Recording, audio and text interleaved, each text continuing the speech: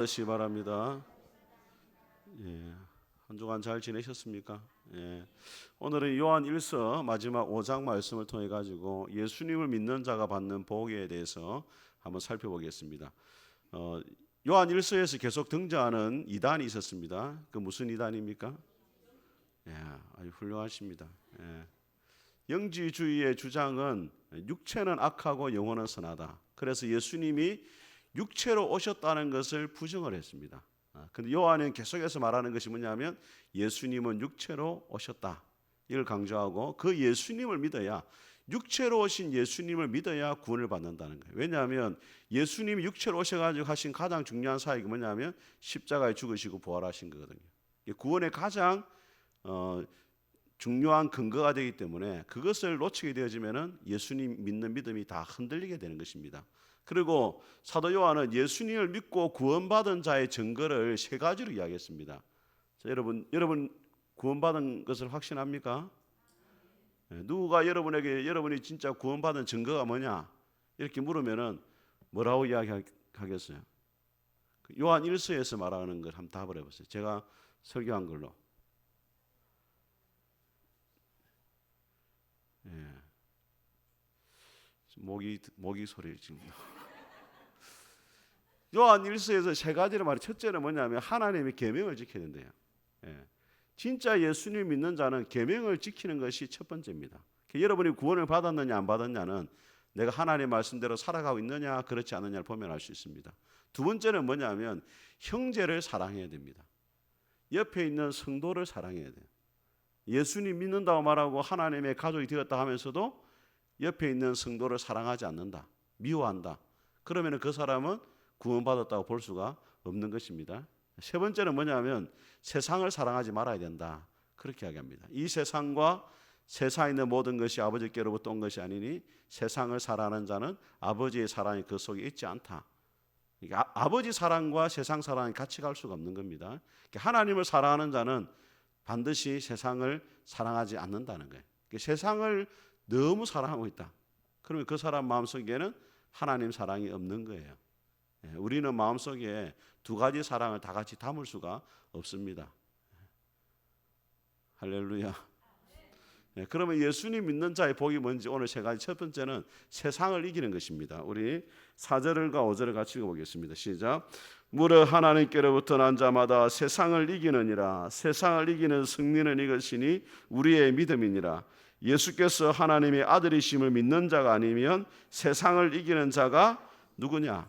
여러분, 우리가 예수님을 믿는 순간 주님 안에서의 풍성한 삶을 누리기 위해서는 세 가지 싸움에서 이겨야 됩니다. 예수님을 믿는 순간 우리는 이 세 가지 싸움을 시작하게 되는데 첫 번째는 뭐냐면 육신과의 싸움입니다. 육신, 옛사람. 하나님을 떠나서 우리 마음의 중심대로 내 마음대로 살고자 하는 그 육체의 욕망, 육신의 욕망, 옛사람과 싸워야 됩니다. 그 옛사람과 싸워 승리할 수 있는 비결이 뭐냐? 갈라디아서 5장에 보니까 그리스도의 사람은 그 정과 함께 욕심을 십자가에 못 박았느니라. 이미 죽었다는 거예요. 그리스도인의 삶은 내가 예수를 믿은 다음에 더 열심히 잘해야 되겠다가 아니고 이미 내가 죽은 자라는 것을 인식하는 순간부터 시작이 되는 거예요. 따라합니다. 옆 사람 이야기해요. 당신은 죽은 사람입니다. 한 번 더, 당신은 시체입니다. 예. 왜냐하면 정과 욕심을 십자가에 못 박았다거든요. 예. 이미 죽은 자라는 고백을 해야 돼요. 육신이 내 마음대로 살고자 하는 마음, 하나님 말씀을 벗어나고자 하는 마음이 확 일어날 때마다 뭘 고백해야 되냐면 나는 주님과 함께 십자가에 못 박혀 죽은 자다. 이 고백을 해야 돼요. 여러분, 남자들이 제일 가기 싫어하는 곳이 어디입니까? 군대에 잘 가기 싫어요. 우리 주차에다 보니까 가기 전에 오만 걱정과 근심과 고뇌와 어머니한테 말은 내가 심히 괴로워 죽게 되었으니 예, 뭐 겉으로는 뭐 담대한 척 하는데도 긴장을 엄청 하더라고요. 예. 지금 아직까지 뭐 강원도 저 산골짜기 가지고 통화도 아직 한 번도 못했어요. 예. 전방이라서 전화도 제대로 못하는 거예요. 예. 눈치 본다고. 얼마나 또 애가 착합니까? 아빠 닮아가지고. 그러니까 눈치 본다고 전화를 못해 전화를. 예. 근데 또 예, 저는 이제 방위를 나왔으니까 아버지 한을 풀어준 거죠. 이제 전방에 가서 근데 군대에 있을 때는 군의 질서와 상관의 명령에 절대 복종해야 되는데 제대한 다음에는 군의 질서를 따를 필요가 없고 상관의 명령을 따를 필요가 없어요. 근데 군대 제대했는데도 상관의 명령에 귀를 기울이고 따르려고 한다. 그 어리석은 거죠. 육신이 죽었다는 말이 뭐냐면 더 이상 우리는 죄의 유혹에 반응할 필요가 없다는 거예요. 로마서 6장은 뭐라 말하냐면 너희가 죄에 대해서는 죽은 자요 하나님께 대해서만 산 자로 여겨라 이렇게 말해요. 죄의 유혹이 올 때마다 나는 죽은 자임을 여기고 영적으로 세뇌시키라 이 말이에요. 그리고 하나님께 대해서만 산 자다. 하나님의 요구에 대해서만 반응을 하라 이 말이에요. 이게 육신과의 싸움에서 이기는 비결입니다. 그리고 갈라디아 소장은 뭐라 말하냐면 성령을 따라 행하라 그리하면 육체의 욕심을 이루지 아니하리라. 이제 육신의 요구에 반응하지 말고 이게 죽었다고 가정을 해야 되고 그 다음에는 누구의 원함을 따라서 성령님이 원하는 대로 살아가야 되는 거예요. 여러분 따라하면 성령님은 보조가 아니고 리더다. 간혹 성도들이 성령님을 우리의 삶의 어떤 보조 수단으로서 우리의 도우미로 생각하는 분이 있습니다. 그렇지 않습니다. 성령이 우리의 삶을 리더해가지고 이끌어가시는 분이에요. 그 성령을 따라 살아갈 때 육체의 욕심을 이루지 않습니다. 자, 두 번째 싸움은 뭐냐면 마귀와의 싸움이에요. 우리는 예수님 믿는 순간부터 전쟁터로 나오는 겁니다. 누구와의 싸움에? 마귀와의 싸움이에요. 창세기 3장부터 시작이 되잖아요. 하나님이 사람을 창조하신 1장과 2장부터 해가지고 바로 나오는 게 사탄이에요. 사탄과의 싸움에 지면은 에덴의 모든 축복을 다 잃어버리는 거예요. 그 마귀가 하는 일이 뭐냐? 마귀의 뜻이 뭐냐 하면 따라합니다. 참소하는 자. 비난하는 거예요. 자꾸 정죄합니다. 너는 하나님의 사랑을 받을 자격이 없다. 우리가 기도하잖아요. 네가 과거에 이런 죄를 지었기 때문에 하나님은 너에게 절대 응답을 하지 않는다. 하나님은 너에게 복을 주지 않는다. 계속 비난해요. 여러분들 마귀 비난 소리 들어봤어요? 안 들어봤어요? 안 들어봤습니까? 마귀가 여러분 비난하는 거. 와, 아무 생각 없이 살아가시는 거 같네. 아니 여러분 마귀가 여러분 비난하는 소리 못 들었어요? 들어보셨죠? 아니 이건 양심대로 살려면 엄청 들리는데 이게 하나님이 너를 복 주지 않는다. 네 기도 안 들어준다. 네가 그러고도 목사냐? 그러고도 네가 집사냐? 이런 비난의 소리를 계속 해가지고 참소하는 자와 동시에 이간질하는 자거든요. 하나님께로부터 멀어지도록 만들어요. 이게 마귀가 하는 짓입니다. 그럼 어떻게 이 싸움을 이기게 되느냐? 계시록 12장에 보니까 우리 형제들은 어린 양의 피와 자기들이 증거하는 말씀으로 이겼다 이렇게 말해요. 두 가지입니다. 하나는 어린 양의 피. 예수님의 피가 내 모든 죄를 다 용서했다고 믿는 거예요. 자, 따라하면 예수님의 피가 나의 모든 죄를 다 씻었다. 할렐루야. 이 믿음을 다 가져야 돼요. 여러분이 과거에 어떤 죄를 지어도 다윗이 지은 죄가 살인죄고 간음죄잖아요. 근데 그런 죄를 지어도 허물을 하나님이 다 덮어주잖아요. 그러니까 여러분이 과거에 어떤 죄를 지어도 주님이 다 뭐했다? 다 덮어주셨다는 거예요. 믿습니까 여러분? 근데 우리 간혹 성도들 보면은 과거에 지은 죄를 자꾸 덜쳐내는 분들이 있어요. 제가 예전에 마산에 목회할 때 부목사로 가잖아요. 부목사로 가면은 신방을 가잖아요. 그럼 근사님들이 따라와요. 두 분이. 그 뭐라 말하냐면 목사님 저 집사는 옛날에 교회를 떠났다 오신 분인데 침 뱉고 나간 사람입니다. 과거의 죄를 다 이야기를 해요 저한테. 하나님은 다 용서하셨는데 본인들이 그 죄를 기억하고 있는 거예요. 그러면 안 됩니다 여러분. 따라합니다. 나는 하나님보다 머리가 나쁜 사람이다. 하나님보다 더 머리가 좋으면 안 돼요. 하나님은 다 잊었다는데 본인들이 기억해가지고 과거에 저 사람은 저랬고 이 사람은 이랬고 이런 걸 기억하면 안 된단 말이에요. 다 잊으셔야 돼요.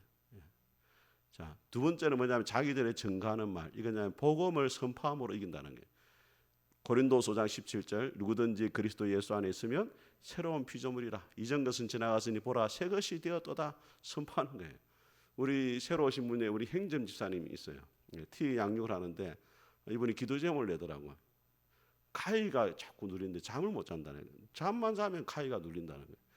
그래서 지금 성령 제가 집사님 나는 성령 충만하지 못하고 이래가지고 신앙을 좀 신앙생활 제대로 안 해가지고 지금 카이가 눌리고 이러신다. 내가 이야기하겠어요. 집사님 앞으로는 절대로 성령 충만하지 않다는 말을 하지 마세요.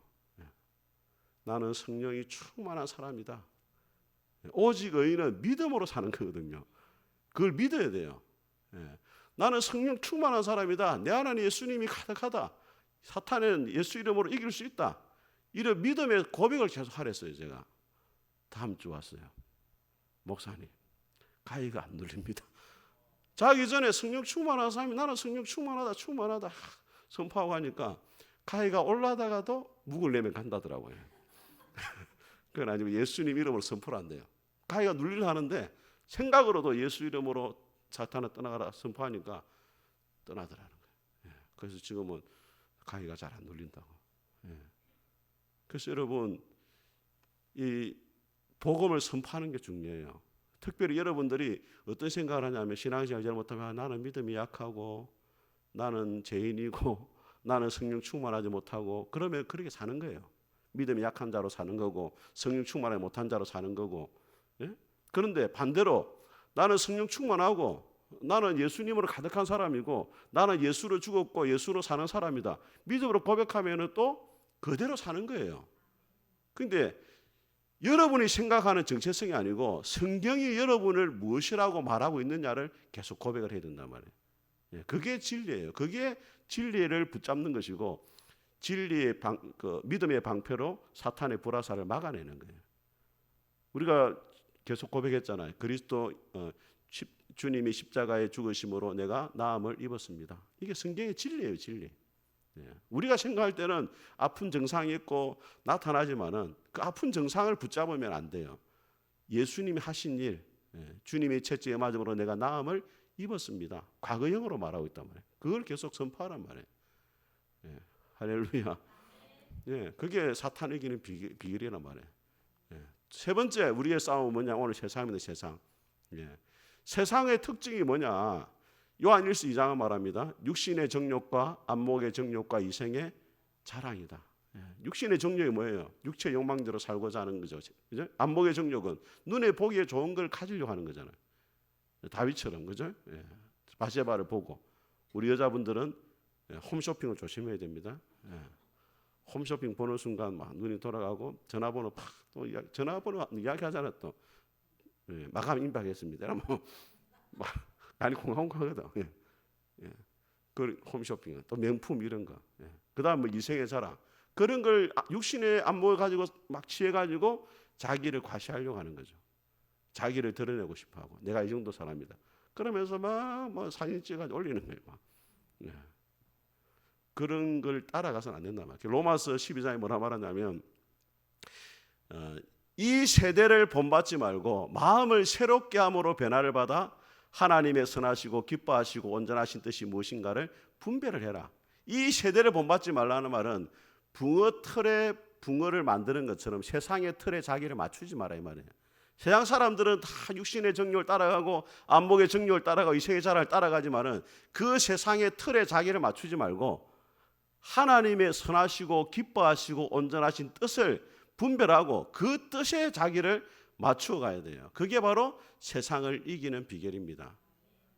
그걸 오늘 요한일서 5장에서 뭐라 말하냐면 하나님의 아들을 믿는 믿음이 세상을 이긴다. 요한복음 16장 예수님 말씀했습니다. 세상에서 너희가 환난을 당하나 담대하라. 내가 세상을 이겼노라. 하나님의 아들이 되시고 창조주 되신 그 예수님이 우리를 도와주시기 때문에 세상 가운데 어떤 고난이 있고 어려움이 있어도 반드시 우리는 승리할 수 있다. 그 믿음을 가지라 이 말이에요. 그래서 믿음은 우리 자신을 바라보는 게 아니고 우리의 믿음의 대상인 예수 그리스도를 바라보는 것입니다. 히브리서 12장 말씀합니다. 믿음의 주가 되시고 온전케 하신 예수를 바라보라. 할렐루야. 자, 두 번째 우리가 받는 복이 뭐냐? 영생의 복을 받았습니다. 우리 11절과 12절을 같이 한번 읽어보겠습니다. 같이 읽겠습니다. 시작. 또 증거는 이것이니 하나님이 우리에게 영생을 주신 것과 이 생명이 그의 아들 안에 있는 그것이니라. 아들이 있는 자에게는 생명이 있고 하나님의 아들이 없는 자에게는 생명이 없느니라. 자, 이 사도 요한이 증거라는 말을 반복하는데 하나님 우리에게 주신 확실한 증거가 뭐냐면 영생을 주셨다는 거예요. 그 영생에 대한 진리를 두 가지로 말합니다. 첫째는 뭐냐면 하나님이 우리에게 영생을 주셨다는 거예요. 영생이라는 것은 다르게 말하면 구원받는 것인데, 여러분 영생 구원은 우리의 노력으로 되는 게 아닙니다. 절대로. 세상의 종교는 노력하고 예를 써가지고 돌을 닦아가지고 구원을 얻는 거지만은, 기독교는 하나님이 이미 우리에게 구원을 선물로 준비하셔가지고 우리에게 주셨어요. 하나님 우리에게 주신 겁니다. 에베소서 2장에 보니까 너희가 그 은혜를 인하여 믿음으로 말미암아 구원을 얻었나니 이것이 너희에게서 난 것이 아니고 하나님의 선물이다. 행위에서 난 것이 아닌 이는 누구든지 자랑하지 못하게 하려 합니다. 할렐루야. 우리에게 난 게 절대 아닙니다. 그러니까 여러분 구원을 잃어버린다라고 생각하지 마세요. 왜? 우리가 구원을 만들어낸 게 아니고 누가 주셨어요? 하나님이 선물로 주셨기 때문에 절대 하나님이 구원을 다시 가져가지 않습니다. 자, 또 구원에 대한 진리가 뭐냐면 하나님 우리 영생을 주셨는데 이 영생이 누구 안에 있느냐? 아들 안에 있다는 거예요. 예수님 안에 있어요. 그래서 예수님을 가진 자는 영생을 선물로 가지게 되는 거예요. 하나님 주신 영생의 선물을 어떻게 받느냐? 예수님을 믿고 영접하는 순간 그 예수님 안에 있는 영생 우리가 함께 가지는 거예요. 믿습니까 여러분? 그러면 영생이 뭐냐? 성도들은 영생이 뭐냐 말하면은 영원히 산다 이야기. 영원히 산다. 그거는 이제 초등학생들이 답하는 거예요. 오늘 금요 기도에 올 정도면 지금 한 대학원 수준 되거든요. 지금 믿음이.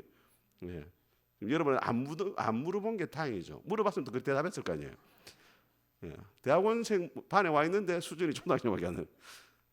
그 영생이 뭐냐? 영원히 사는 게 아니에요. 왜냐하면 누가 보면 16장에 보니까 부자와 나사로 같이 죽었잖아요. 그런데 부자는 지옥에서 영원히 살고 나사로는 천국에서 영원히 살잖아요. 그럼 영원히 산다 이래 버리면은 지옥 가도 영생을 받은 게 되거든요. 그럼 영생이라는 게 뭐냐? 요한복음 17장에 말하기를 영생은 유일하신 참 하나님과 그가 보내신 예수 그리스도를 아는 것이다 이렇게 말해요. 영생이 뭐냐? 하나님과 예수님을 안다 말합니다. 그 아는 건 정보를 말하는 게 아닙니다, 여러분. 안다는 말은 친밀한 관계를 말해요. 부부 관계, 부부가 친밀하잖아요. 그 안다는 거거든요. 그러면 하나님과 예수 그리스도 안다 이 말은 친밀한 관계를 가지게 되었다 이 말이에요. 아담과 하와가 타락한 결과가 뭡니까? 하나님 관계가 깨어졌잖아요. 타락이라는 것이 뭐냐면 죄를 지어 타락하는 건 하나님 관계가 깨어지는 거예요. 구원은 뭐냐면 관계가 회복되는 거예요. 그래서 하나님과 그가 보내신 예수 그리스도를 아는 것이다. 친밀한 관계가 회복되면은 주님 안에 있는 모든 걸 다 누려요. 자 보세요. 누가복음 15장에 탕자가 밖으로 나갔잖아요. 아버지 안에 있는 모든 걸 다 잃어버렸어요. 아버지 집에서 누릴 수 있는 거를. 그 돼지 집 열매를 먹잖아요. 아버지 집으로 돌아왔어요. 관계가 회복되었어요. 아버지가 어떻게 합니까? 신발도 신겨주고 옷도 입혀주고 뭐도 잡고. 돼지? 이게 참 지금 유치원생 돼버리네 지금. 소도 잡아주잖아요. 그러니까 아버지 집에 돌아오니까 아버지 집 안에 있는 모든 걸 다 누리는 거예요. 이게 영생을 누리는 거예요. 그 중에 하나가 천국입니다, 여러분. 영생이 이꼬르 천국이 아니고 주님 안에서의 풍성한 삶을 누리게 되는데 그 중에 하나가 뭐예요? 천국이에요.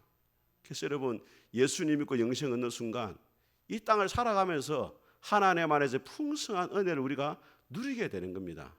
믿습니까 여러분? 그래서 요한복음 10장 예수님 말씀하잖아요. 나는 목자요 너는 너희들의 양인데 들어오며 나오며 꼴을 먹는다 이렇게 돼요. 생명 먹는 게 아니라 꼴도 먹으면서 풍성함을 누리는 거예요.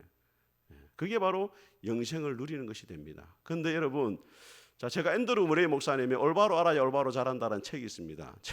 제가 대학 다닐 때 읽었는데 이해를 못하겠더라고요. 너무 어려운 책이에요. 그때는 첫 페이지가 뭐냐면 주제를 이제 한 40개인가 50개인가 쫙 이야기 회개, 믿음 이렇게 초인데 제일 첫 번째 주제가 영생이에요.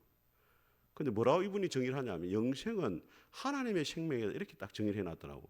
거기서부터 제가 막혀가지고 영생이 하나님의 생명. 그때만 해도 제가 영생은 뭡니까?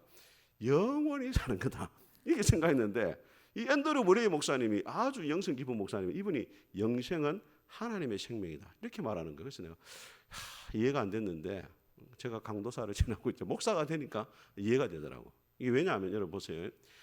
자, 생명은 같은 생명끼리는 교제가 됩니다. 물고기는 물고기끼리 서로 교통이 돼요. 강아지는 어떻습니까? 강아지끼리 소통이 돼요. 고양이하고도 소통이 되잖아요. 약간 생명이 비슷한 거예요. 새는 새들끼리 소통이 됩니다. 생명이 비슷해요. 그러면은 하나님이 왜 우리에게 하나님의 생명을 주셨느냐? 누구와 교통하려고? 하나님과 교통이 되는 거예요. 하나님의 생명이 우리 안에 들어오는 순간. 그죠? 근데 그 하나님의 생명은 뭐예요? 영원한 생명이잖아요. 그죠? 그러니까 또 생명은 또 뭐냐면 특징이 뭐냐면 같은 장소에 삽니다. 물고기는 물속에 같이 살아요. 그죠? 또 이 짐승들은 이 땅 위에서 살잖아요, 생명이. 새는 또 하늘에서 살고.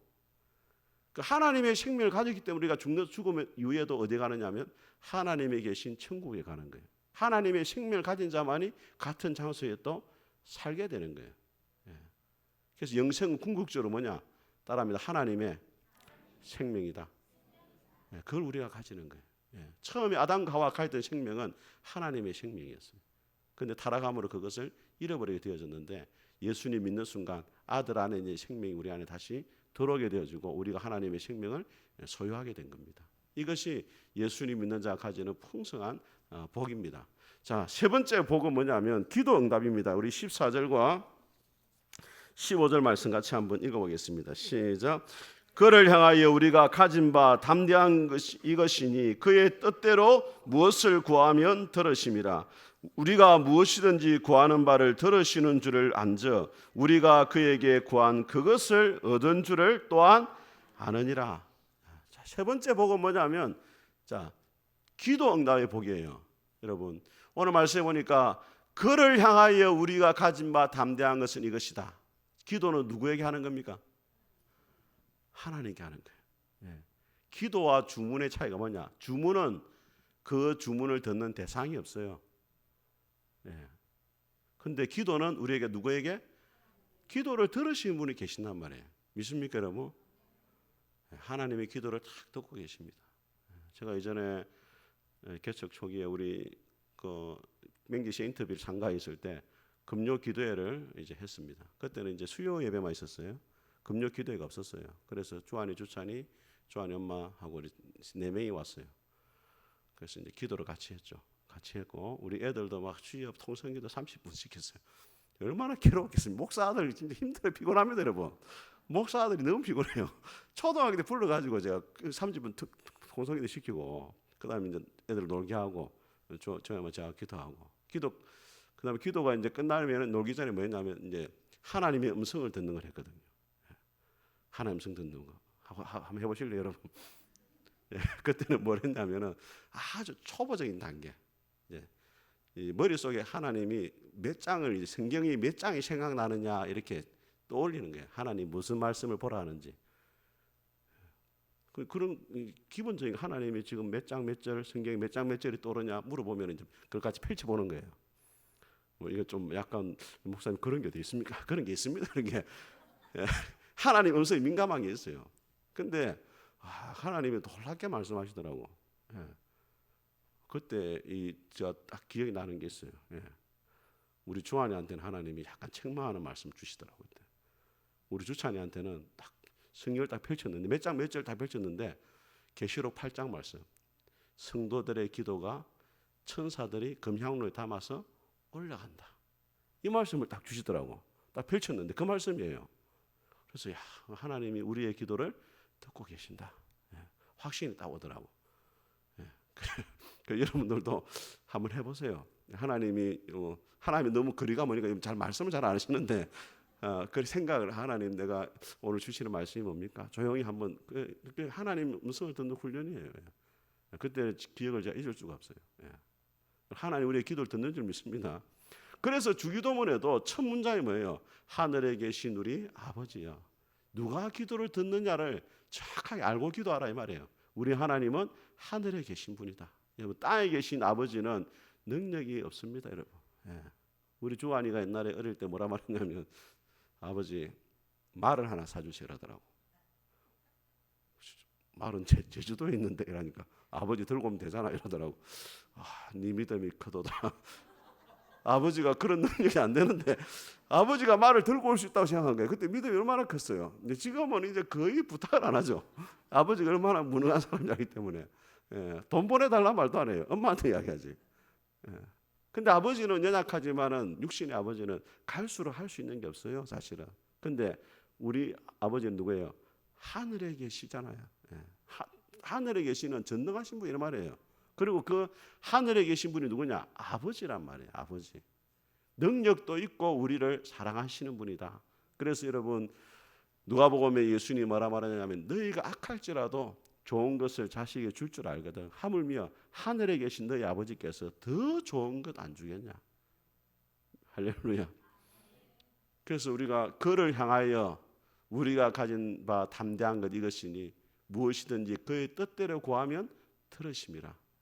하나님의 뜻대로 구하면 뭐한다? 들으신다. 조건이 있어요. 조건. 우리가 원하는 걸 다 주지 않습니다. 그러지만 하나님의 뜻대로 구하면 하나님이 들어줘요. 우리가 계좌이체 이렇게 딱 송금하면 어떻습니까? 통장에 돈이 딱 들어오잖아요. 하나님의 뜻대로 기도하면 하나님 반드시 뭐한다? 들어주시는 줄 믿습니다. 그 왜 우리가 기도해야 되느냐? 하나님은 그냥 알아서 해주지. 왜 기도해야 되느냐? 첫 번째는 뭐냐면 하나님은 우리와 친밀한 관계 속에 머물기를 원하세요. 기도를 통해서라도 우리하고 대화를 나누기 원하신다. 우리는 어떻습니까? 우리가 필요할 때만 이야기하잖아요. 그죠? 근데 하나님은 그 순간이 참 행복한 시간이에요. 같이 우리와 있는 시간이.